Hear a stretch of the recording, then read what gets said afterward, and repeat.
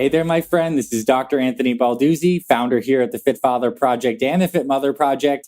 And I want to welcome you to this wonderful episode of our podcast where we're joined by special guest expert, Dr. Barrie Tan. And this is going to be a good one because, believe it or not, Dr. Tan is the world's foremost expert on vitamin E. Yes, vitamin E. This vitamin that many of us have heard of, but not many of us know what it actually does. And it turns out that vitamin E is one of the keys to actually reducing inflammation in the body and protecting all of these special fats in the body. As Dr. Tan's going to explain in this wonderful conversation, all of our cells, the trillions of cells in our bodies, they're surrounded by this fatty layer, this phospholipid bilayer. And vitamin E and the right kinds of vitamin E actually help protect that layer. It has an antioxidant function. It has an anti-inflammatory function. And it's just so cool that we're here with the world's foremost expert on this stuff. And he actually will tell you about the special form of vitamin E that he identified in these special annatto plants down in South America that have profound health benefits. Dr. Tan actually discusses some of his primary research that he and his team of scientists are doing on how this special form of vitamin E, along with this new compound called GG that he's effectively using in clinical trials to do everything from helping combat cancers to improving lipids and cholesterol levels to decreasing fatty liver and reducing inflammation, even using it to help reduce weight. He covers all of his research in this amazing conversation.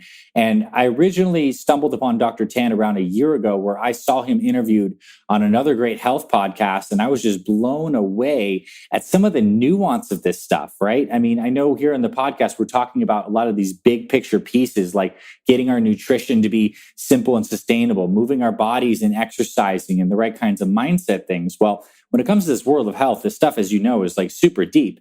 And there's even some nuances on different forms of vitamins. Like in this case, this discussion today on vitamin E, that could be a game changer for your health.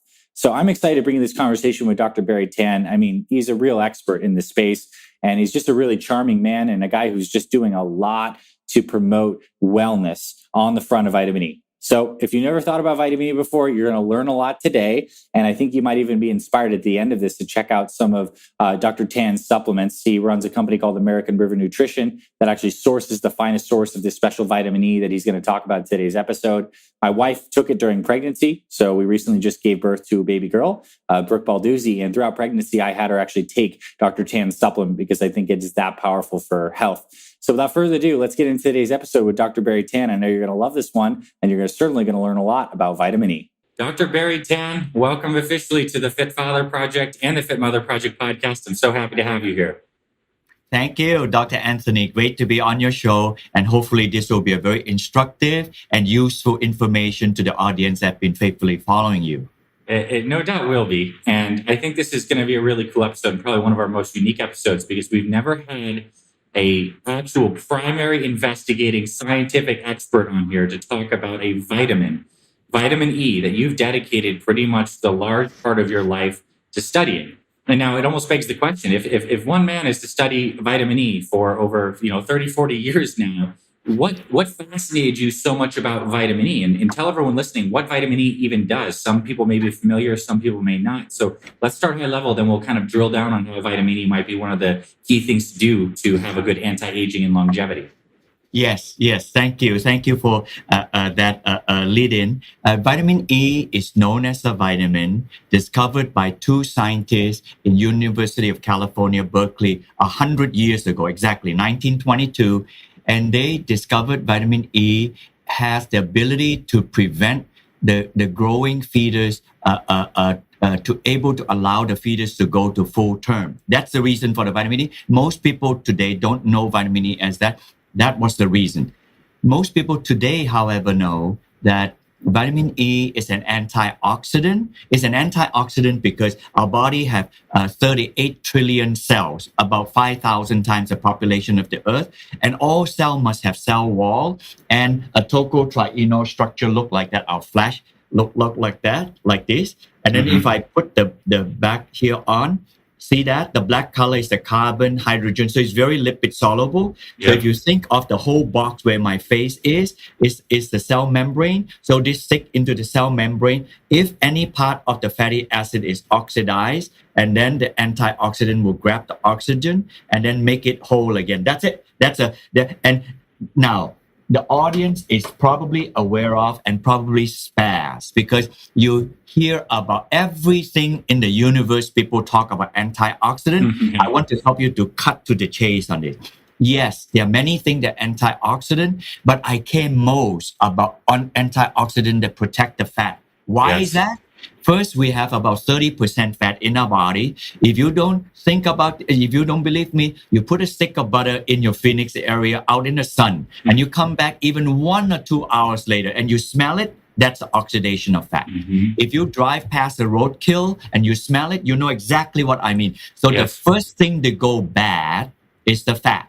And therefore, the antioxidant I care about most would be the one that protect the cell membrane, because loaded in the cell membrane are all fat. And you probably encourage your audience to eat a lot of omega-3 fish oil. And omega-3 fish oil is very oxidizable. And eventually they end up in the cell wall. So you need the vitamin E to protect that. That is a kind, not other wonderful antioxidant like resveratrol, lycopene, astaxanthin, lutein. There are many out there like that. They are good, but they do not land in the cell membrane to protect the cell membrane. So that is a very fascinating to me, very basic, and it's not even intervening any disease, just to protect the cell wall, because the cell is a gated community. It only allows good thing, nutrient to go in and waste to go out. Otherwise, why is it a gated community, a good one?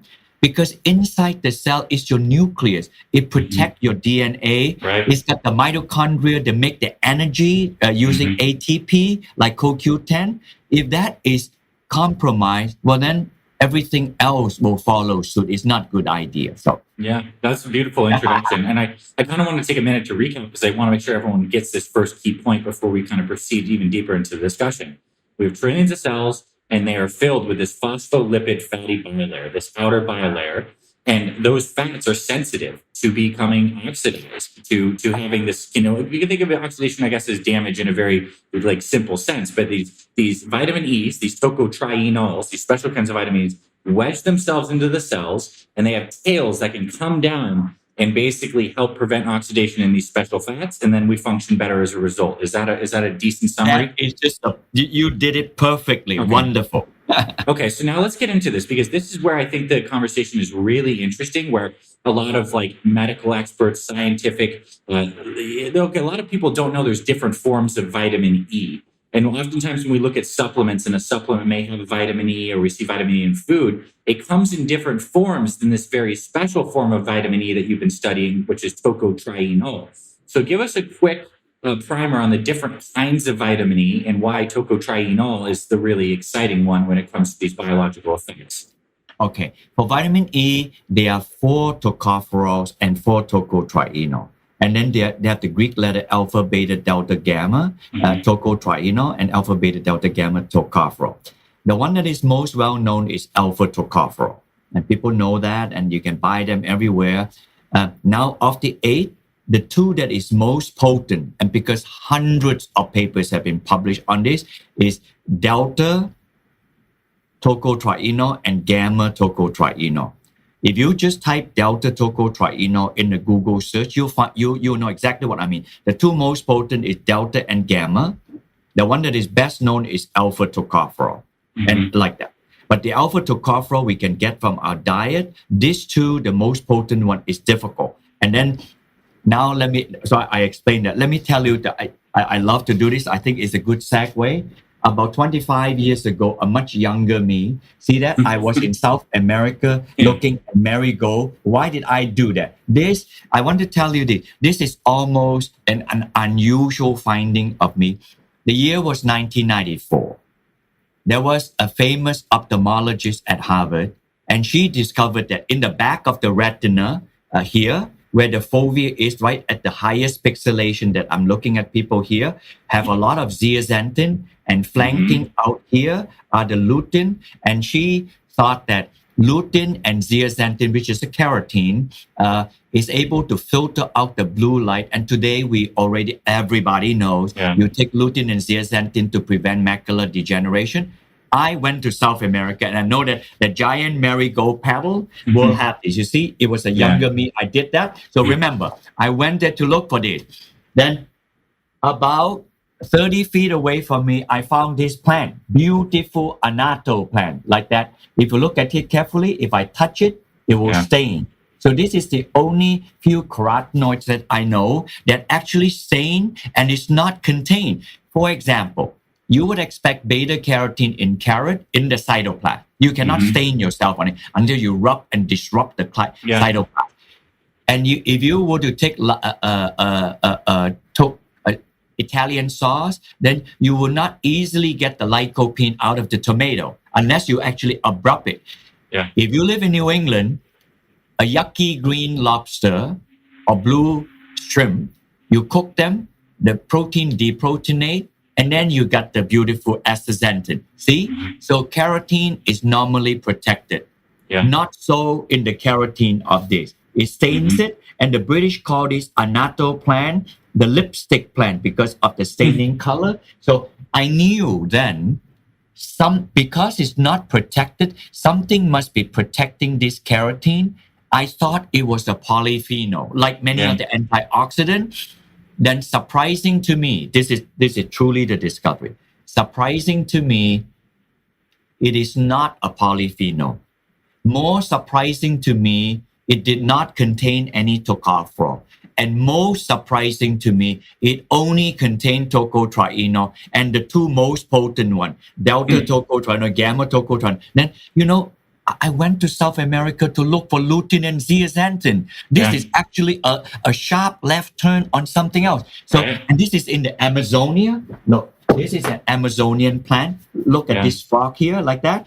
The frog is about a size of a dime, and this thing here is about the size of a grape seed. So, and the Amazonian tree frog is first discovered only in the 1980s or 70s. So, therefore, this plant is true of the Amazonia, mostly grown in the tropics. You can only find this grow in the United States if you go to Hawaii or if you go to certain botanical garden inside. Ask them for annatto plant or the lipstick plant, and they probably show you. But for me, it is actually a spiritual moment. And then from then on, I left the lutein and zeaxanthin, not because they're unimportant, because I went back to pursue the tocotrienol in my discovery from this plant. That's so cool. And I want to kind of give my summary of this as we go along too.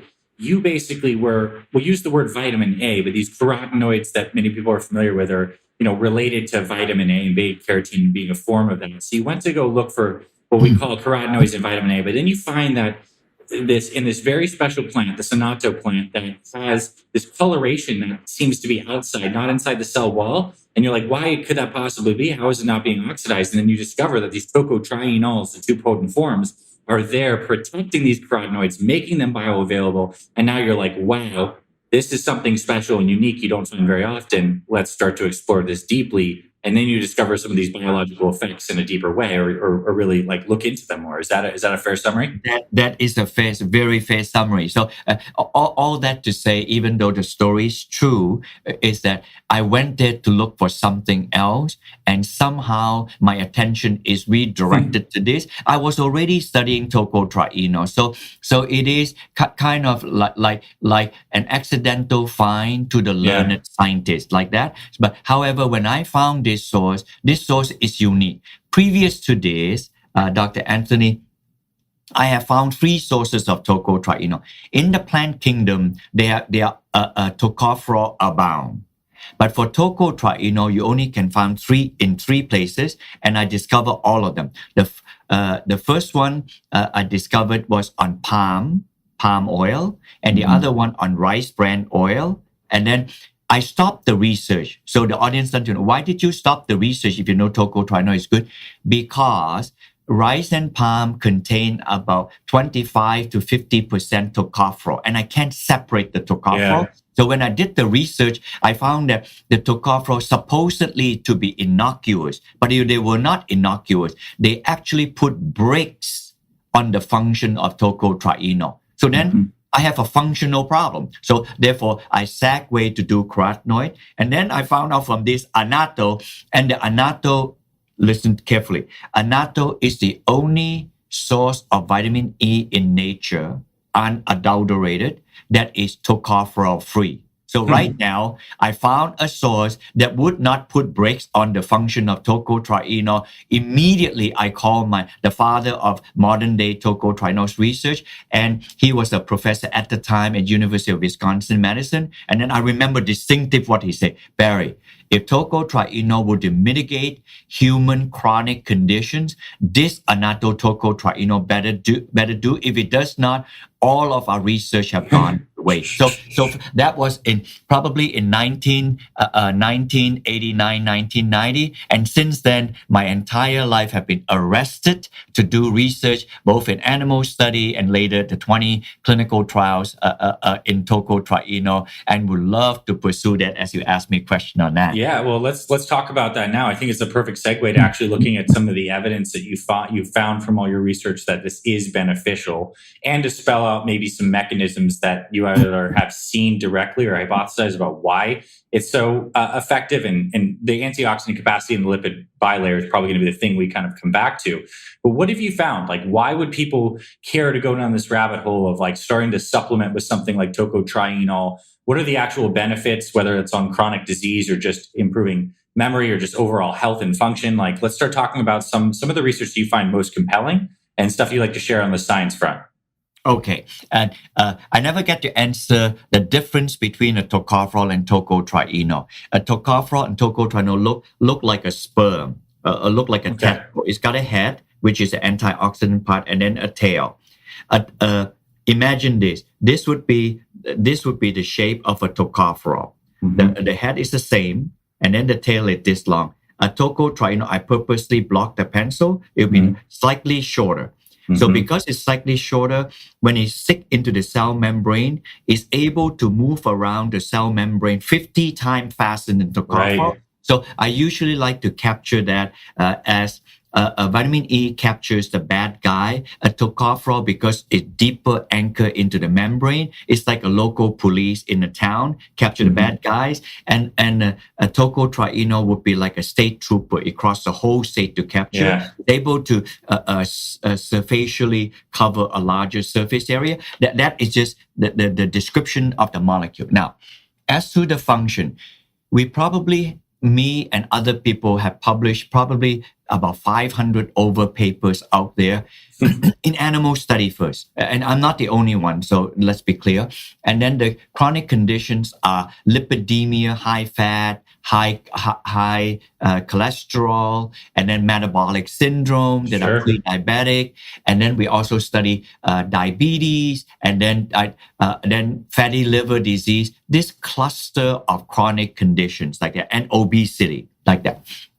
And then the other one, time permitting, and I was just stricken in my heart. Of the 500 to 700 published study, initially it was about 1/3 of that.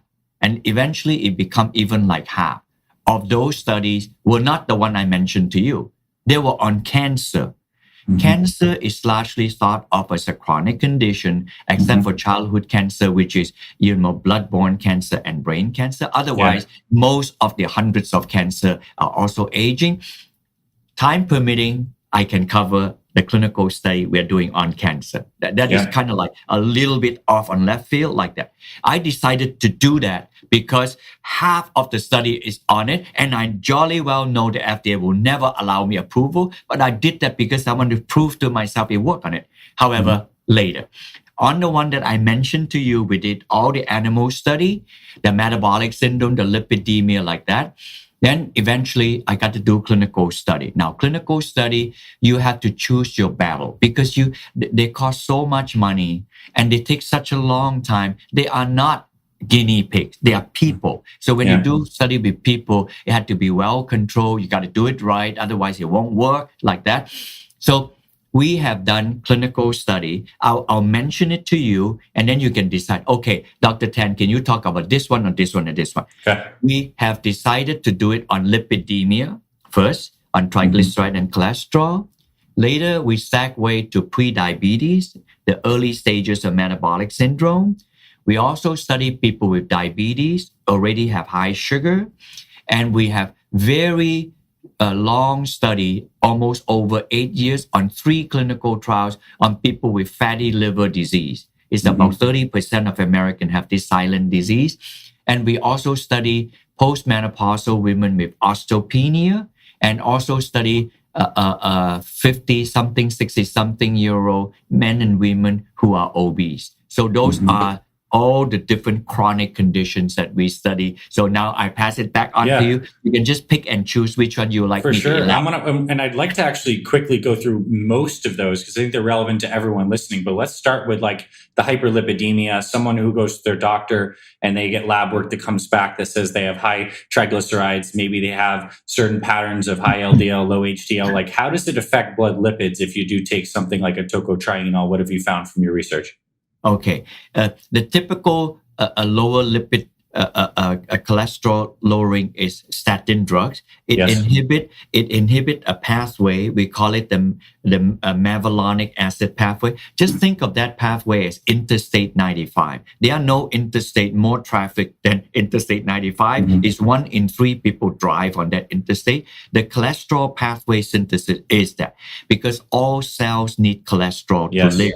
It's just too much cholesterol give us heart problem and arteriosclerosis problem, and that happens. So they invented this drug to inhibit at the very top. Think of interstate and Maine to Florida. They go after the cholesterol thing at Boston exit. So and then the cholesterol thing is about New York City, somewhere there, and then it lower. This image is relatively correct like that. And then inhibit, and then cholesterol drop. Tocotrienol work also on this, on C15, not C5, somewhere like in New Haven, somewhere there. It inhibit, not in the sense to lock it up like statin does, where statin locks it up and the cholesterol lower about 40-50%. The tocotrienol thing in New Haven kind of like dial it down. So when it dial it down, so the cholesterol would drop not as dramatic as statin. So you see the cholesterol drop like 15-20%. Nothing to sneeze at, but it's not like a drug working without any side effects. So that's how the tocotrienol lower the cholesterol by dialing down the enzyme to make the cholesterol. Nice. And that's really good news. Have you seen people take a statin with tocotrienol together? Has that been studied? That has been studied as early as in the late 1990s. And basically that study showed that if you take statin, it'll drop about 20%. If you take, that is the first generation of statin. And then if you take that with tocotrienol, then it would drop another 5-10% more. So then the scientists said that you can talk to your doctor. Maybe you can titrate down your statin intake and then take tocotrienol with your statin with lower dose of statin. And some people who take statins complain, there's myalgias, there's certain things that can happen, maybe some decreases in for men testosterone levels. Is this something that tocotrienol is free from? Do we know that? Do we have any data on any of that aspect of it? Does it affect hormones in the same way that statins may? I will try to answer that question in the way that CoQ10 is dropped or not. Because it's well known, again, if the statin inhibit at Boston, tocotrienol work in New Haven, and then the cholesterol synthesis is in New York City, Sagway this way, and then CoQ10 is further down. So when people take statin drug, CoQ10 drop, everybody knows this, so we supplement CoQ10. And when we did the tocotrienol study, we checked for people's CoQ10, and we noticed that the CoQ10 did not drop, and nobody in all our clinical trials subsequent to this ever complained about possibility of myopathy or any other side effects. But now that you mentioned the myopathy thing, I will say this. Down here, where the CoQ10 is made, the body makes 5 carbon at a time. So the statin inhibit at 5 carbon, 10 carbon, 15 carbon is where cholesterol is made. And then 20 carbon, there's the compound in 20 carbon in the human body. It's called Geranylgeraniol. I'll just acronymize it to GG. Later, I can give you my website. You can download all the papers to read. GG. This compound GG, I'm gonna move away now. So you can see this is the compound GG here. See the tail here? The plant uses this GG to make the tocotrienol. So as if I was not blessed enough to discover tocotrienol in this beautiful annatto plant that I show you, when I extracted removed the color and extracted the tocotrienol, I still found that there is about a few percent of something look yellowish, light orangey color. And then I was curious. I found this thing. Then now the plant used this to make vitamins like vitamin E, like vitamin K, and vitamin A, like that. The plant used it. This is just really spiritual to me. In the human body, we make this compound. In the human body, is unable to use this compound to synthesize vitamin E, K, or A, or D like this. Really? However, so plants can, but humans can't use GG to build these things? Correct. But however, in human, we use this compound to make the compound behind me much longer tail. That is coenzyme Q10. Everybody in the audience know this. If you look at the black and white, that's the entire tail of CoQ10 all the way to the end there. There is about 2.5 GG stitched onto the whole tail of CoQ10 to do this. So did you actually understood what I said? No supplement makes CoQ10. And GG is used endogenously, means inside your body to make CoQ10. So you can supplement with GG and get CoQ10 increases. So this is probably the first supplement that you've ever seen as a precursor to CoQ10, effectively. Right. That is right. And right now you piece it all together. People take statin drug, cholesterol lower, and CoQ10 lower. So we supplement CoQ10. But nobody ever explained to you or to me, to us, why if you take statin drug, CoQ10 drop. The reason when we take statin drug, CoQ10 drop is because GG, statin inhibit GG synthesis. And because it inhibit GG, there is not available GG to make CoQ10. Therefore, CoQ10 drop. Now, some of the audience know CoQ10, the scientific word is ubiquinone. And it's called ubiquinone because it's ubiquitous in the body, all over our body. So right now, let me propose to the audience. The reason CoQ10 is ubiquitous is because GG is ubiquitous. This is such a blessing. I don't want to steal the thunder away. Can you imagine it? I'm stealing the thunder away from tocotrienol, which I spent my whole life to study. And then because of my discovery of this thing, I'm so passionate. But I wanted to finish up the tocotrienol, and maybe the last minute or two you can do about the GG thing like that. So for lipidemia, we gave people about 100 to 200 milligram, and the cholesterol would drop. But when that happened, Dr. Anthony, I noticed that these people with high cholesteremia, the triglyceride also dropped. And I remember triglyceride drop is important for people that have metabolic syndrome, which means pre-diabetes and diabetes. So then we decided, okay, now that I got the lipidemia piece, then I'm going to the second piece. So I'm looking at people with a metabolic syndrome, insulin resistance, but they are not yet diabetic. That means that the sugar is normal high, but not super high, but the triglyceride is normal high and somewhat high. And then, so we have this normal high sugar, quite high triglyceride. So we gave them tocotrienol like that, and the triglyceride dropped dramatically, and actually the sugar dropped a little bit. I can see the balance is coming back into kilter. And then I thought, this is great, because 90 million Americans have a pre-diabetic. Then encouraged by this is everything I talk about take me 2 to 3 years. They add up. It's a long time coming. Then I decided to do diabetic study. So now the sugar have gone up the roof. And then they are also taking medication to lower the sugar like that. The triglyceride also is high. So when we did that, we found that the sugar dropped and the triglyceride dropped. But I was not satisfied, Dr. Anthony, that the sugar dropped. I need to know that the insulin is responsive. That's asking a lot. So therefore, I study a marker called HOMA-IR. HOMA-IR is hemostatic insulin resistant. So it's a measurement for both the sugar drop, like the overnight fasting sugar, as well as the improvement of the insulin. And we found that the HOMA-IR dropped. So I know the insulin is activated. So then I said, wow, this is as good as it can get. How much were this patient given?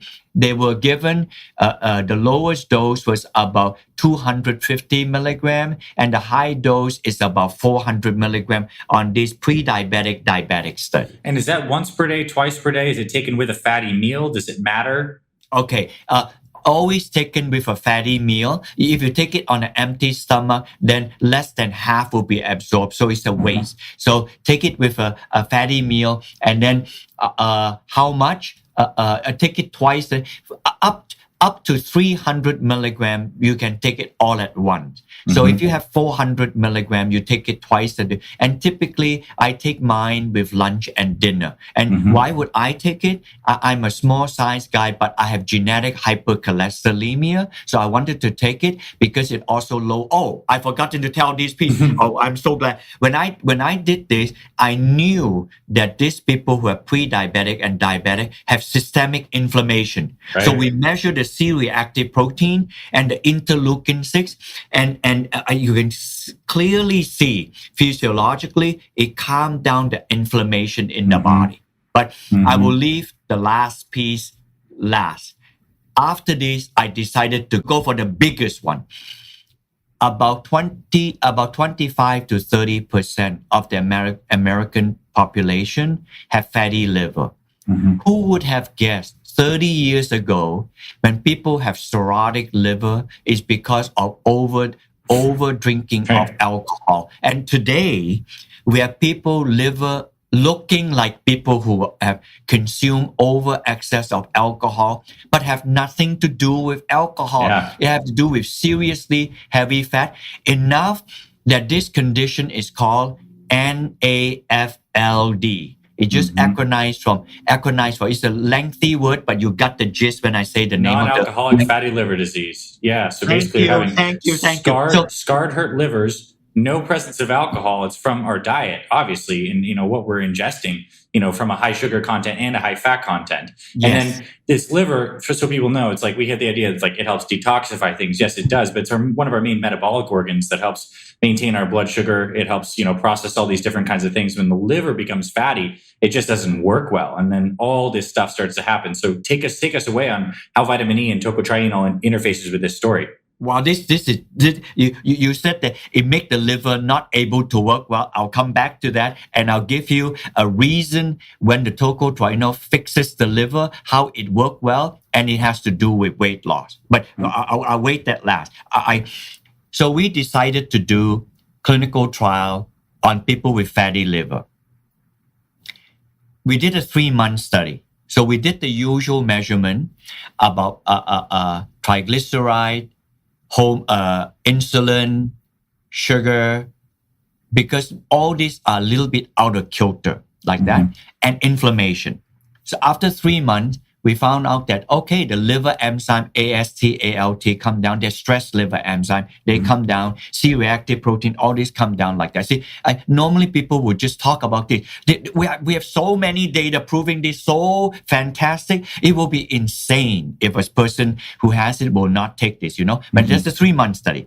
So I told my scientists working with me, I'm good with this, but I need it to be sustainable. Why did I ask the question? Because the liver is the largest solid organ in our body. So I need this to be shown. So then I committed to another study for 6 months. The 3-month study is finished, published. And then do the 6-month study. It did the same thing. So the same thing as stress liver enzyme, but in the 6-month study, we did more. We did steatosis. We used annatto to scan the liver. The fat went out. We also did a little bit of fibrosis study. When is too much fat in the liver, then there's scarring tissue in the liver. And when you have scarring tissue, it's beginning not to be reversible like that. So we did that. And mostly we know that the fat removed from the liver, which is good. Usually when you take too much fat, the fat fluxes into the liver, and then the liver then form a triglyceride fat, and they're not getting out, and then the liver becomes fatty. That's how, and then toxic things begin to accumulate in the liver. So, but I noticed in the 6-month study, I actually was not wanting to deal with this with all honesty. We saw that the patient lost about 15 to 17 pounds. And then I look at the data, it was statistically significant. Then I went back to the 3-month study, they lost about 12 pounds. Then I said, and then my scientist said, well, Dr. Tan, I think this tocotrienol have weight loss. I said, no, I don't want to use that word, because when people do weight loss, it's 2 weeks to 4 weeks, but this is 3 months and 6 months. Don't use that, because I don't want to be deceiving the audience. But then I said, okay, I'm willing to do a 1-year study. This took me 2 years to do the 1-year study because it's during the COVID time, and it took so long and recruit people. We did that, Dr. Anthony, and we literally just published this last month. So in the 12-month study, this time we did all the things that I told you we did, plus we have CAT scan. We don't want to miss anything to look at the liver as well as the spleen behind the liver, and the CAT scan allow us to do this. So we saw all the parameters I told you, the inflammation reduced, the liver enzymes dropped, the oxidized fat dropped, inflammation decreased, fibrosis dropped, septosis dropped. And then again, we noticed the weight loss. Then the weight loss this time is about 12 pounds. So consistently, now I can say a time-dependent study from 3 months, 6 months, 12 months, that the patient lost no less than 12 to 15 pounds. So for me, whether that is, I still do not consider it a weight loss, but I consider it this way. When they took the tocotrienol, the liver is coming back to balance. As the liver is coming back to balance and working properly, it affects the body storage of fat, not only in the liver, in the whole body system. And then we saw the weight loss. So for me, that is kind of icing on the cake. In the design of the study, we did not expect the weight loss. And I consider that the weight loss because the body metabolism is coming back into balance, into kilter, and therefore even the lost weight also happened. That is really a blessing. That's a beautiful result. And I love what you're sharing. It's a weight loss as a byproduct of things working better, the body restoring to balance. It's not like it's thermogenic or necessarily increasing calorie burn per se. It's just helping everything function better, which the body is then able to have a healthier metabolism. In weight loss is potentially like just a byproduct of this, or it is clearly shown in your study. I want to talk about another important organ. I think it becomes more important as we age, and that's the organ upstairs right here. We have this brain, which is largely filled with fat. There's a lot of fatty tissue in the brain. I imagine that vitamin E, and particularly the tocotrienol form, has some benefits on cognition. I couldn't see how it wouldn't. Have you done any research on that, on like memory, cognition? And we see such an increase these days of, whether it's dementia, Alzheimer's, memory impairment, cognitive decline as we age. I know a lot of people listening are thinking about, how do I keep my mind sharp with age? Is there anything around the vitamin E story that you feel like interfaces with this and can help? We ourselves didn't do the study. Japanese scientists and other people have. And what they had noticed is they gave animal high-fat diet, and they noticed that the tocotrienol is able to improve the memory of the high-fat. Apparently, the high-fat diet is not the omega-3, but the brain is supposed to have omega-3. They have high-fat diet, kind of like simulating metabolic syndrome. And then they found out that the rat is able to have improved memory on that. In the presence of a high-fat diet, which is interesting when you look at research high-fat diets, because that might not mean the same thing like a human high-fat diet. It's effectively a high-fat diet. It's a diet that will cause weight gain or model, an unhealthy standard American diet, which means it has fat, but it also typically have quite a bit of sugar in those high-fat diets too, right? Or carbohydrate. What's the proportion? Is it like 50% sugar, like 30% fat, 20% protein, something like that? Do you know off the top of your head? Oh, I did not know. I remember that they say they design. Sometime I've seen study that design high fat and high carb diet, but this one may be high fat. I don't remember if it was high carb diet. We have done other study with high fat and high carb, meaning sugar like that. And in that, we saw tocotrienol impact on the weight gain of the rat. But the most distinctive thing I remember from those animal study was that when they gave tocotrienol to this high carb, high fat diet, they distinctively lower the severity of the inflammation. So that probably is an oxidative protection because they are, you can almost touch the animal and then their temperature are warmer. Because they're just seriously inflamed. You can feel it by the increase in temperature. And other people have did other segue animal study that we didn't pursue. For example, they use tocotrienol and they reduce the inflammation and increase the airway. So that people can imagine this in the COVID time, what that could be a benefit of. Those study were studying asthma, cigarette smoke, and allergenic response from cat and other animal from their protease enzyme that they smell from it. So but they're mostly lung related, allergenic related, and that kind of situation can certainly be compounded in our pandemic situation like that. So we didn't pursue those, but we read other people doing those kind of studies. Got it. Okay, so I want to kind of bring this a little full circle. We have vitamin E. You can find certain forms of vitamin E's, typically those tocopherols, in nuts, seeds, vegetables, oils, certain animal foods.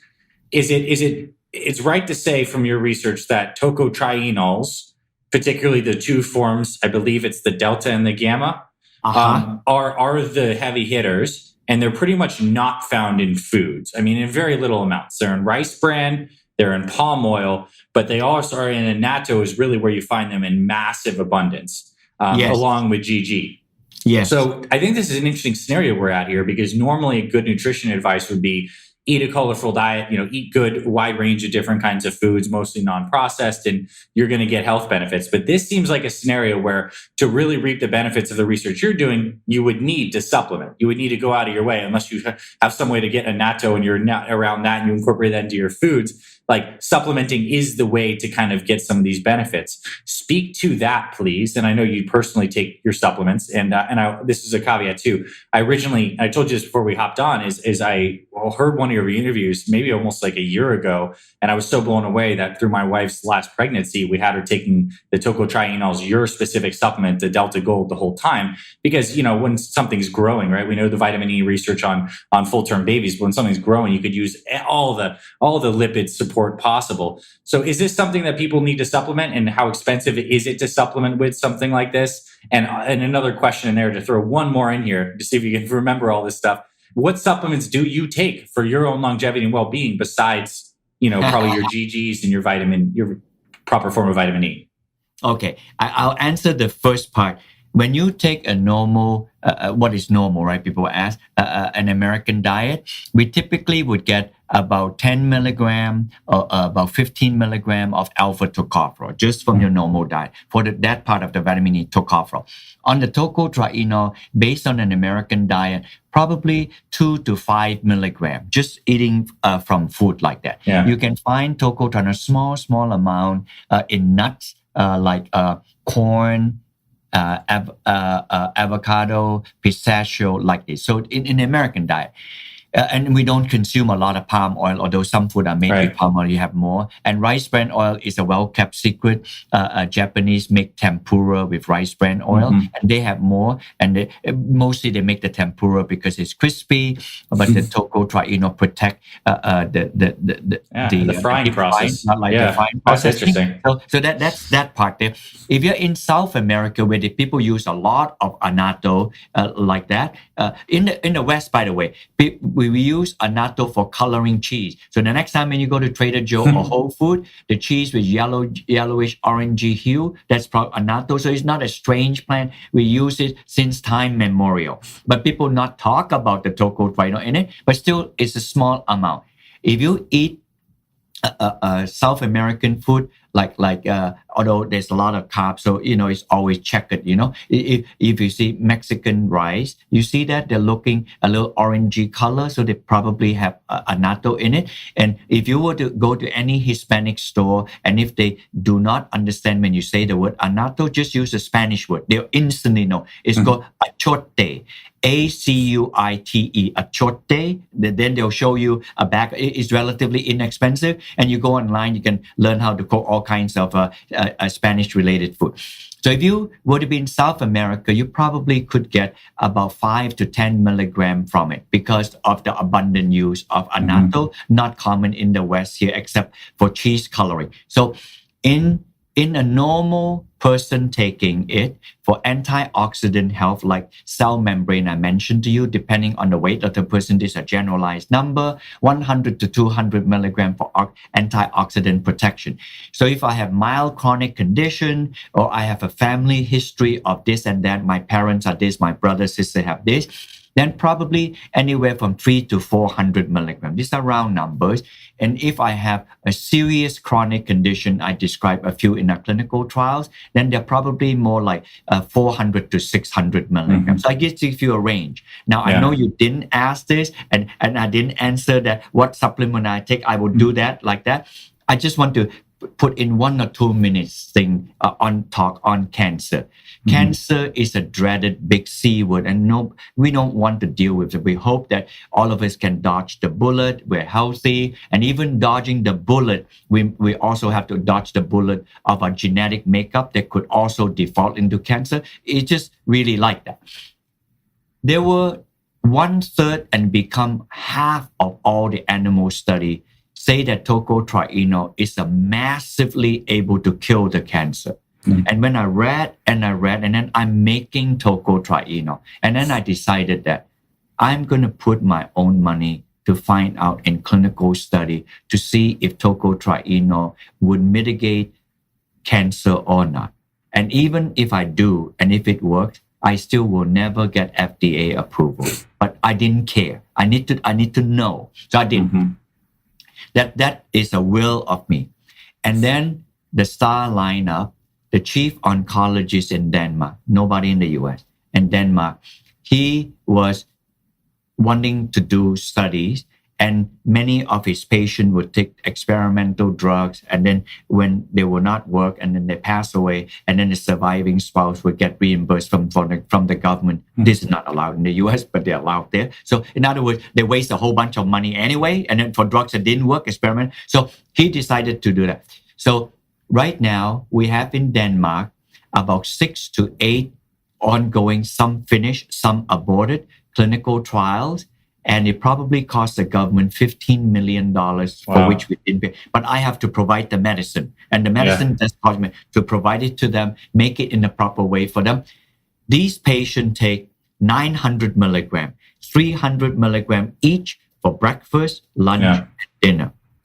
What are the cancers we study? These are clinical trials. We are studying stage 4 cancer patients, which means that there are no more available options, and most of them would not live.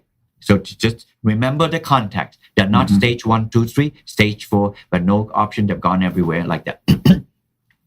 So we study 4 cancers: ovarian, breast, lung, and colon. Yes, we can do more, but we are only studying these 4. Very common cancers, Very common cancer. Right now, the ovarian cancer is done. We're waiting for the other cancer, probably in another year or 2. What result did we get on the ovarian cancer? They are given anti-angiogenic drugs. So these are the drugs that prevent the tumor from growing any bigger. And the second group, they took anti-angiogenic drug and tocotrienol. That's the only design that is allowed, that is ethical, because they cannot stop taking the anti-angiogenic drug. Fine. So 6 months after the study, the one that take the angiogenic drug, probably the life has been extended for a bit. There are no more. So it's a pretty harsh reality, but they're stage 4. And for those, in addition, that took the 900 milligram, 60% still living. Wow. And they decided to pursue on that. And after 2 years, 25% still living. So for me, that is not a home run, but it is still a win. That means that, and it's known that tocotrienol is anti-angiogenic. I know time doesn't permit me like that. You can Google. And when a tumor is growing, they consume a lot of nutrients. So they build this funny blood vessel and suck up blood vessel nearby artery. So it's new growth of blood artery. They're aberrant blood vessel. And the tocotrienol come in, they chop this thing off. So when they chop it off, so the artery cannot feed the tumor, essentially they're starving the tumor to death. That is the mechanism of anti-angiogenesis tocotrienol provide. So we are grateful. And my colleague in Florida is doing pancreatic cancer. And we're hoping that he can also do the colon cancer in Florida as well. These studies are not yet afoot, but we are still in the works. So that is the tocotrienol piece. For the remaining time, hopefully you ask me some question about GG. Well, let's go with GG. Let's go to GG. I have one quick question. I don't want to. The answer might be complicated, so if it takes more than 1 minute, let's just go straight to GG. The question is how. It's amazing to me that a particular molecule like tocotrienol would be able to have an anti-angiogenic property in a cancer cell, but doesn't affect healthy tissue. Like, how do these things like work and differentiate? Why is it not anti-angiogenic all over the place? And maybe it's just the environment of the cancer where particularly like it interacts that way, but it's just fascinating to me how it has like a very specific effect in tissue that's not growing healthy, but in other contexts, it's actually protecting the lipid bilayer, creating healthy arteries, and it's not, breaking down tissue, right? So I don't know if you... A short answer would be that they actually try... That question you asked is fantastically insightful. They deliberately put tocotrienol in normal cells and nothing happened. The animal did not get stunted, you see, because they will just be emaciated, nothing like that. They believe that when tumor grow like this, they are very aberrant. They are not ordinary. So they have control system that make the tumor grow. So the tocotrienol work to dial down and control that tumor growth. But in normal growth, that control is what they call growth and apoptosis. Normal growth. And then when normal growth, they do not bring about apoptosis. It just let the grow to the normal life. If the cell is meant to grow 6 months before they die, then it stays 6 months before they die. But in angiogenic growth of cells, they grow like mad, They're supposed to grow. So then they stop the growth and kill the cell like that.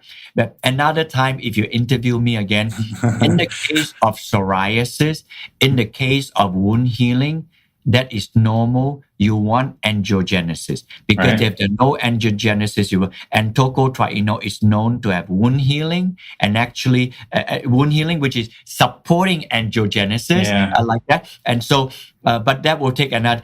Those are things, if I live long enough, God willing, I will probably put more resources to do more of those studies. But before we go to the GG, let me answer this question. Personally, I take a natural multi that does not have normal tocopherol and designed for health made a multi that does not have tocopherol like that. I take tocotrienol because it's good for my cell wall protection in my body.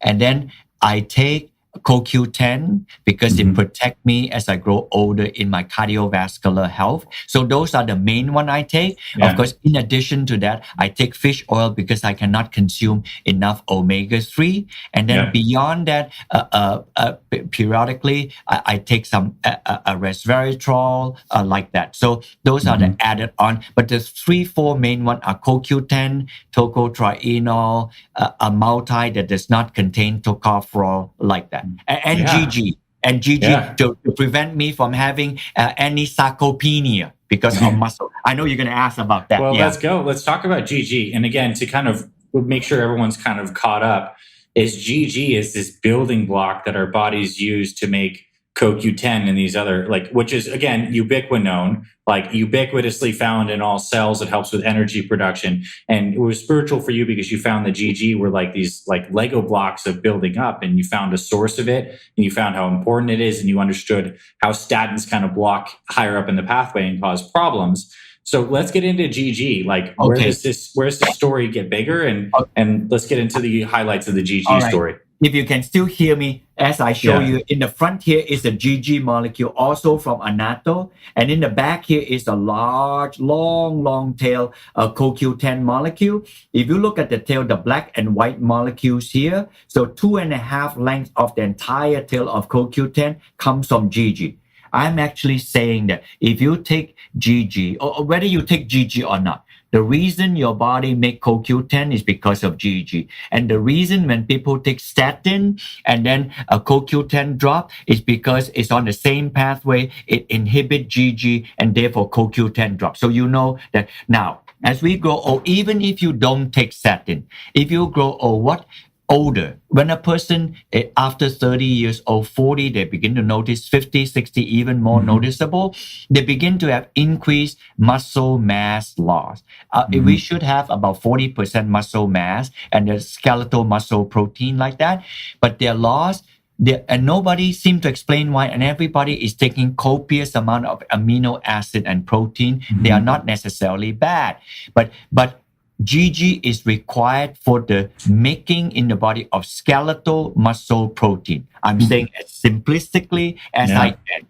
There are 3 things our body use GG to make that I know of, probably more in the future. One, the most important one, I believe, skeletal muscle protein synthesis, for which 40% weight it is. So in other words, you can do it resistively, physical exercise, which is a good thing to do, and then do that. So if you do physical exercise, it actually stimulates your body to make more GG. Therefore, you can do like that. So, but people don't have that narrative. The only narrative is protein. Right, amino acids, You see? So that's that part.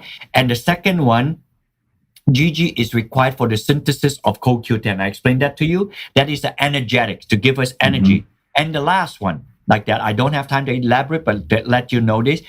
GG is required in the body for the synthesis of MK4. Everybody know we should be taking manoquinone 7, but not MK4. You should interview me another time sooner than later. And this is vitamin K, really, is what we're talking about now. We're talking about a special subset of vitamin K. Yes. Yeah. And this vitamin K is from GG, and manoquinone are made by fermentation in the gut. Yeah. The only manoquinone made in the human body all over is MK4. So MK4 is found in the body where CoQ10 is found in the body all over. And these two are found all over in the body because of GG. So if GG is the connection point. If you think of MK4 like strong bone, strong muscle, anti-calcification in the artery, because of manoquinone, is probably ending up because of GG. If they have GG, this will be mitigated. If they don't, calcification of the artery, weak bone, with low energy, and then clotting factor problem like that. So I am, to tell you how incredibly blessed I am to first found this plan to make tocotrienol, and then furthermore to further find GG, and we are the only company in the world, and we make it right here in United States. So and another time,